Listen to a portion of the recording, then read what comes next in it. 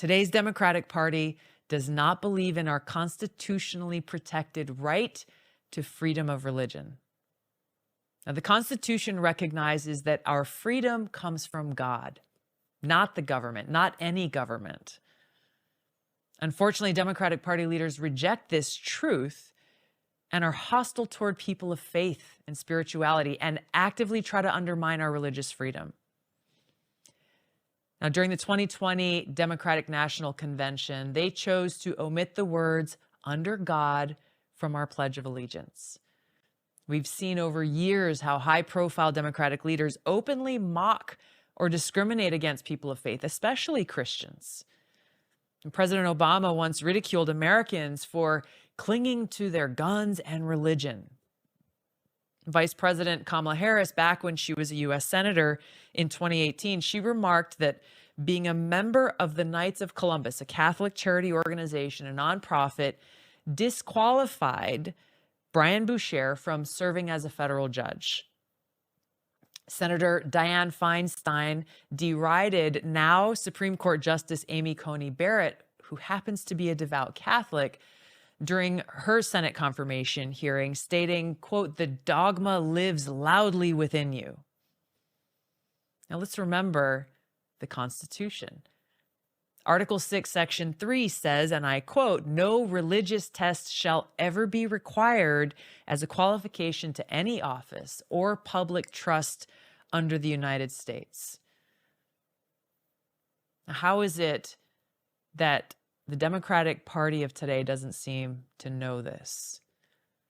That the Democratic Party of today has forgotten that freedom of religion does not mean freedom from religion.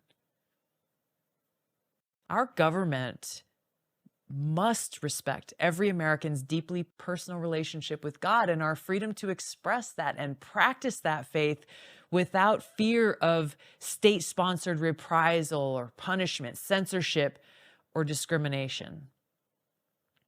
Now, whether you believe in God or not isn't the point here. The point is that any political party that is trying to erase the presence of God from every facet of public life and is hostile towards those who choose to worship God cannot be trusted to protect our inalienable God-given rights enshrined in the Constitution, and therefore should not be in power. Today's Democratic Party does not believe in our constitutionally protected right to bear arms.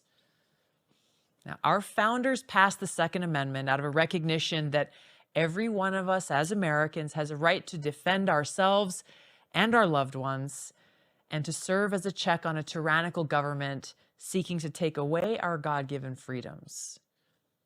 The Democratic Party's hatred of the Second Amendment and their increasing authoritarian instincts poses a serious threat to our freedoms. Hell yes, we're going to take your AR-15, your AK-47, said Beto O'Rourke at a debate when he was running for president.